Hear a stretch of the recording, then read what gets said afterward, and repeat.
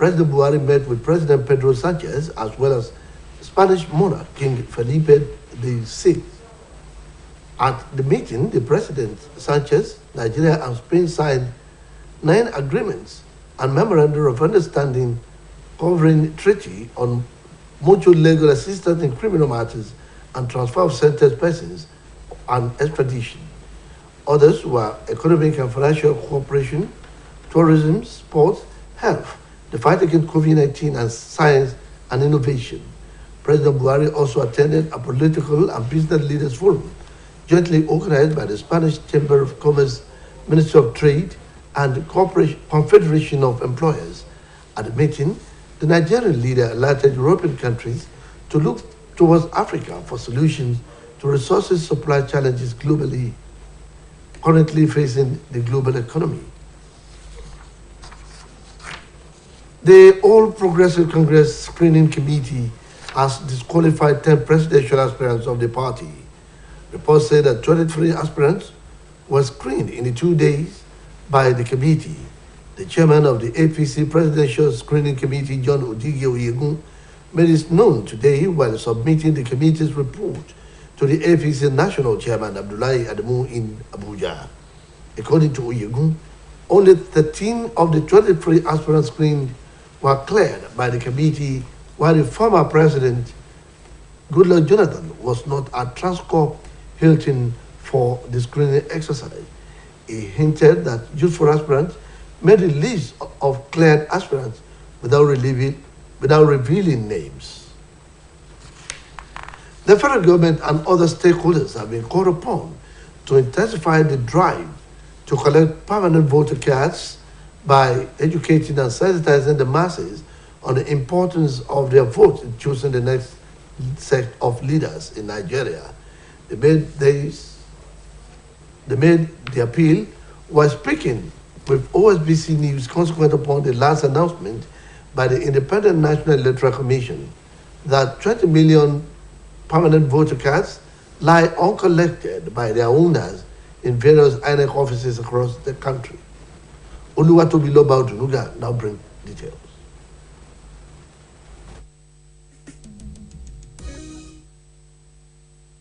National Electoral Commission, INEC, has raised fears about the coming 2023 general elections following the 20 million permanent voters card, which are yet to be claimed by their owners. An official of the electoral umpire, Mohammed Aruna, made the announcement. It's ahead of the election. There were 84 million, PVCs, but I think close to 20 million. It may be a small percentage, but in terms of absolute number, that's huge. 20 million is probably more than the voters of so many West African countries put together. The Commission also declared poor participation of citizens in the ongoing continuous voter registration exercise. Speaking with OSBC News on this development, political party chieftains, including a chieftain of the Osun APC, Mr. Kamaldeen Alao, chieftain of the Labour Party, Mr. Adebayo Bello, and the chieftain of the Accord Party, Mr. Nasiru Bolarinwa, maintained that the youth must get involved in taking charge of the direction the country would go in the next general polls, describing the coming 2023 general elections as crucial to Nigeria. They maintain that the number of uncollected permanent voters card is alarming, adding that there is need for Nigerians to elect leaders who have the capacity, the presence of mind, and the character to unify the nation and ability to solve problems affecting the growth of Nigeria as a nation. The trial further stated that as political parties, they are doing enough sensitization and enlightenment on the need for Nigerians who are of the voting age to obtain their permanent voters card immediately. What our own party, the APC, have been doing to sensitize our people that is go out and collect their PVC. Because you don't have your PVC, you don't have right to vote. So we are now still telling them that they should go out to the INEC offices and collect their PVC so they will be able to go and vote on the day of election. We have been trying to sensitize our members, especially those who are registered, make new registration, make transfer, or do any other thing with INEC to go and pick their voters card, since INEC has announced that the card is ready for collection. So we have started sensitizations. That maybe we can go and tell the INEC officials to kindly help us by taking this exercise to the world level. So that one may be easier for them than to go to the headquarters and queue for a long time So I think that one will be better. The trial therefore called on Nigerians, especially the youth, to be actively involved in the process of electing new leaders. Oluwa Tobiloba Odunuga reporting for OSBC News. The Central Bank of Nigeria has ordered banks and payment service providers to accept indemnity from customers for highly secured online fund transfers. This was stated by the Director of Payment Service System Management Department, Musa Jima. He said the banks should accept indemnity from customers for highly secured online funds transfer above 1 million naira for individuals and 10 million naira for corporate bodies, subject to a maximum of 25 million naira for individuals and 250 million naira for corporate bodies. He also added that they should provide customers with the option of electronic or paper indemnity based on the customer's preference. Mr. Jima urged the banks to adhere to multiple factor authentication for highly secured online funds transfer. As part of the program for the speedy completion of the ongoing work on the reconstruction of Osogbo-Lamekwa-Belewo or Kene-Ilobu-Ifon Road, which was recently flagged up by Governor Adegboyega Oyetola, the road will be temporarily closed to traffic. This is due to the replacement of existing and inadequate culverts just after Bowen Secondary School gate by the contractor handling the project tomorrow. Normal traffic through the route shall be restored on Sunday. This is contained in a release by the Commissioner for Works and Transport, Engineer Romi Omowaye. Agunbelewo Ilobu Ifon bound traffic are advised to make use of alternative routes opposite Jerry Paul filling station via Uroki Estate Extension and bust out at Agunbelewo while the Osogbo bound traffic from Ilobu are to make use of Agunbelewo via Uroki Estate Extension and bust out at Jerry Paul filling station.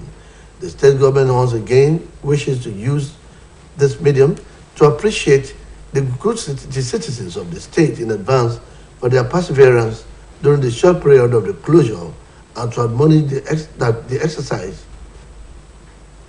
be observed, that all road traffic caution should be observed while applying the alternative routes. Governor Adegboyega Oyetola has reiterated that his administration would continue to strive towards ensuring the overall welfare of workers and pensioners, as well as meeting the yearnings and aspirations of the people across the state. Governor Oyetola gave the assurance at the Secretariat while presenting birth certificates to retirees across the government parastatals. Governor's Office correspondent Sayao Narindi now bring details.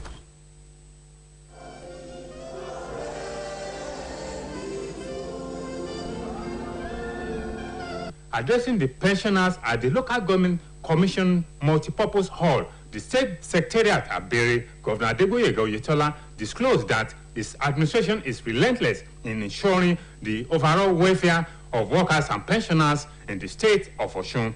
Describing the occasion as 3-in-1 epoch-making ceremony, Governor Oyetola disclosed that over 1 billion naira is being presented to 162 retirees across the government's parastatals, adding that his administration would continue to strive in making life bearable for the citizenry, as well as meeting the yearnings and aspirations of the people across the state. Today, a total of 1,156,344,000 naira is being released as bond to 162 retirees, comprising school teachers, primary school teachers, local government staff, and those in the core civil service, starters, and tertiary institutions.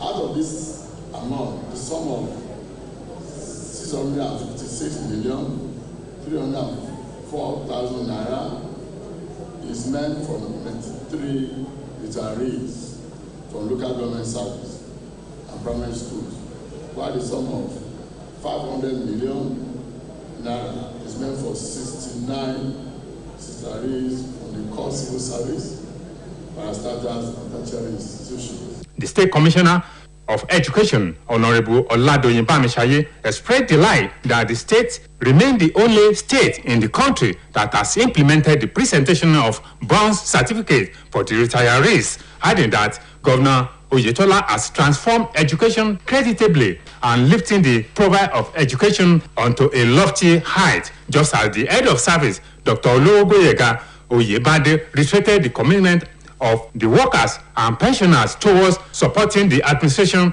of Governor Adegboyega Oyetola, stressing that a good turn deserves another. In their goodwill messages, Comrade Kayode Aliu, Comrade Jacob Adekomi, Comrade Kabiru Adekomi, Comrade Olasegun Lano lauded Governor Adegboyega Oyetola for prioritizing the overall welfare of workers and pensioners since assuming the mantle of leadership in the state of Osun, stressing that workers and pensioners would sincerely reciprocate the good gesture in ensuring continuation of good governance under the leadership of Governor Adegboyega Oyetola. Also in attendance at the presentation of bronze certificates to the retirees were the wife of the governor, Mrs. Kafayat Oyetola, the Deputy Governor, Mr. Benedict Alabi, the Secretary to the State Government, Prince Wale Oyebamiji, the Chief of Staff to the Governor, Dr. Charles Akinola, Senator Ajibola Bashir, members of the State Executive Council, members of the State House of Assembly,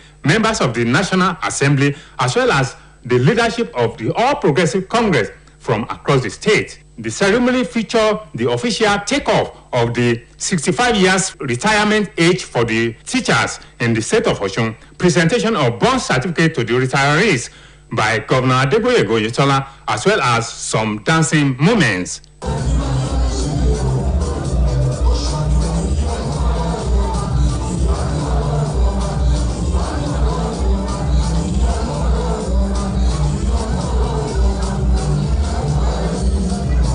Saya Onorinde, reporting from the governor's office. Governor Adegboyega Oyetola says it is imperative in creating and sustaining political awareness among youth in ensuring vibrant democratic dispensation across the country. Governor Oyetola gave the admonition in Osogbo, the state capital, during one-day train-the-trainer program organized by Boyega Oyetola Foundation. Once again, Sayonari Day is standing by with details.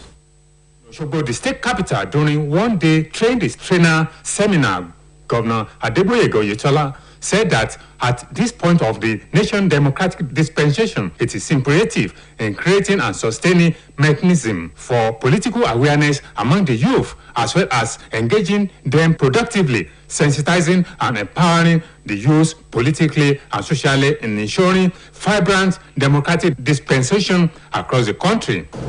And to retain the position of administration, to give substantial and strategic positions to the youth and the women in our administration, in line with our belief that the great democracy of today and tomorrow, and are consequently in the face of a democratic experiment.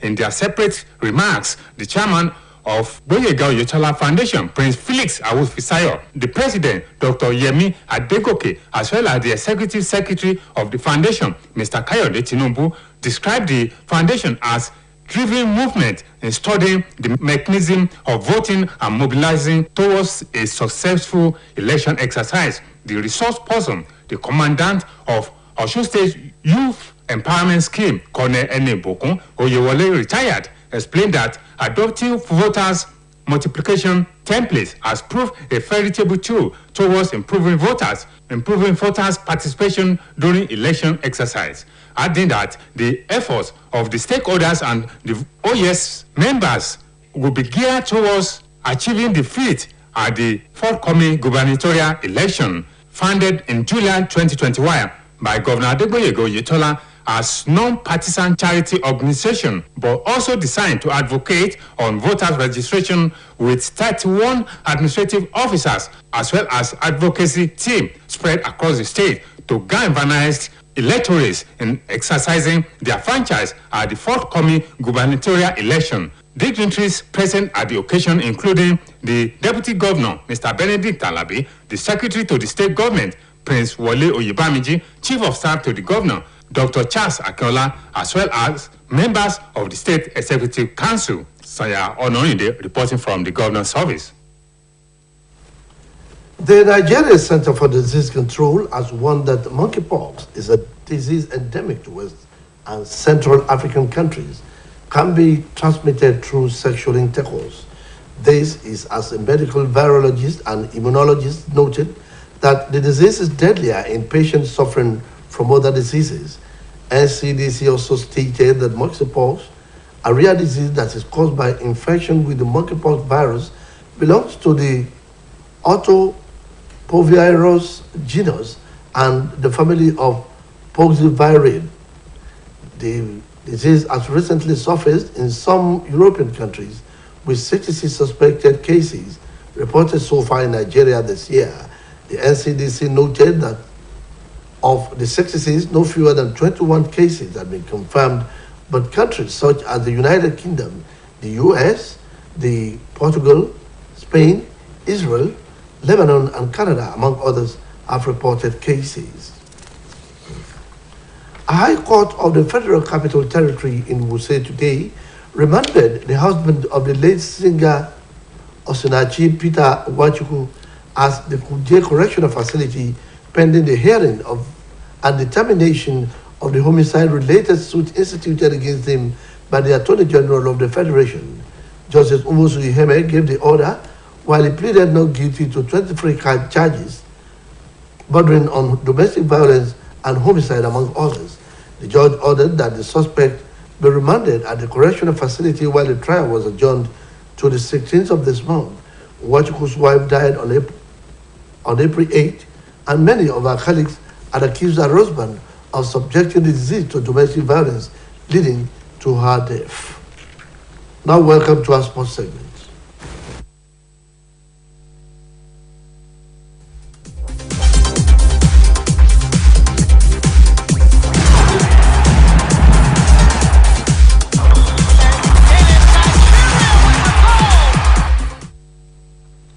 The Super Eagles of Nigeria concluded their tour of the United States of America with a loss to Ecuador at the 25,000 capacity Red Bull Arena in Harrison, New Jersey.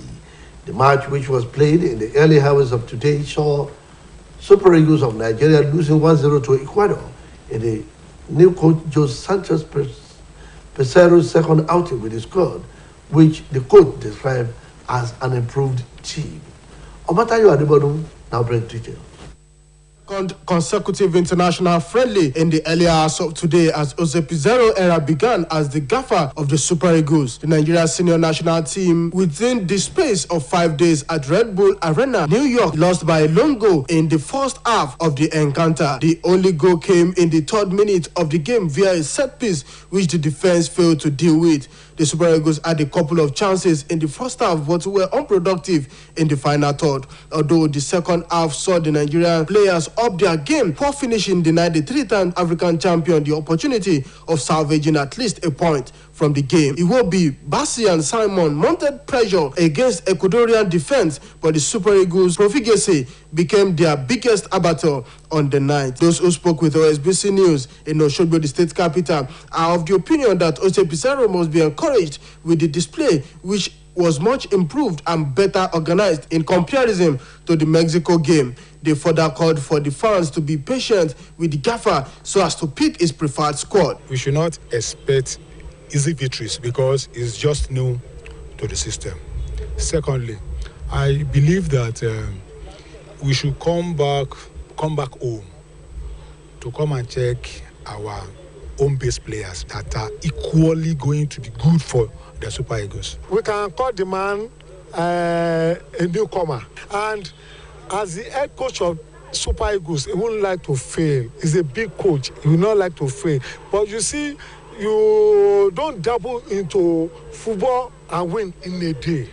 You give the coach the understanding, the time The match against the Ecuadorians comes exactly a week before the Super Eagles tackle the Lone Stars of Sierra Leone at the MKO Abiola National Stadium, Abuja, in their opener of the 2023 African Cup of Nations qualifying series. The Super Eagles will head to Abuja, where they will prepare for the AFCON 2022 qualifiers against Sierra Leone and Sao Tome. In the meantime, American Coco Golf has the chance to win 2 French Open titles this weekend after reaching the women's double final as well as the singles. Golf, who plays Iga Swiatek in the final tomorrow, advanced to a double showpiece with compatriot Jessica Pegula today. The pair beat fellow American Madison Keys and Taylor Townsend 6-4, 7-6. Golf, who is 18 years, is in her first Grand Slam singles final but was runner-up in the US Open double final in 2021. Omotayo Adebodun, OSBC News.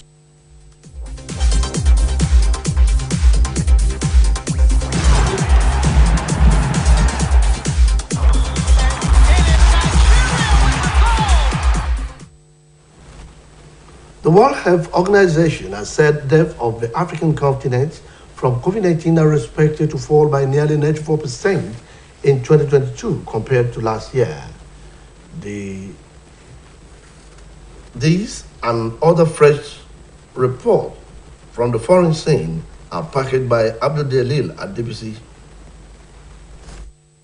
That as of the end of last month, Africa had reported over 11.8 million confirmed COVID-19 cases and more than 250,000 deaths since the pandemic began. According to data from the WHO Africa's office, which will publish more details to its modeling later in the day, the organization's analysis found out that richer countries and southern African nations have had around double the mortality rates of poorer ones in other parts of Africa, partly due to comorbidities that increase the risk of death. A team of Indian officials has met the acting foreign minister of Afghanistan to discuss bilateral ties and humanitarian aid. The Taliban said in what was the first such visit to Kabul since the group took control of the country last year. Poverty and hunger have rocketed in Afghanistan since the Taliban took power after the United States pulled out and India has sent food, grains, and other aid. The Taliban administration's acting foreign minister, Maulawi Amir Khan Mutaki, met an India foreign ministry delegation led by a secretary in the ministry. Taliban foreign ministry spokesman Abdul Kohar Balki said on Twitter that the meeting focused on Indian-Afghan diplomatic relations, bilateral trade, and humanitarian aid. So far, Russian forces are in control of 20% of Ukrainian territory, according to Russian human rights lawyers and activists. Some Russian troops are refusing to return to fight in Ukraine because of their experiences on the front line. A Russian soldier identified as Sergei, who spent 5 weeks fighting in Ukraine earlier this year, is now home in Russia, having taken legal advice to avoid being sent back to the front line. Sergei said he is traumatized by his experience in Ukraine. Abdul Jalil at DBC, OSBC News. That report concludes the major reports for tonight on OSBC TV. It was edited by Kayode Adebayo. Babatunde Bolatito is my name. Good night.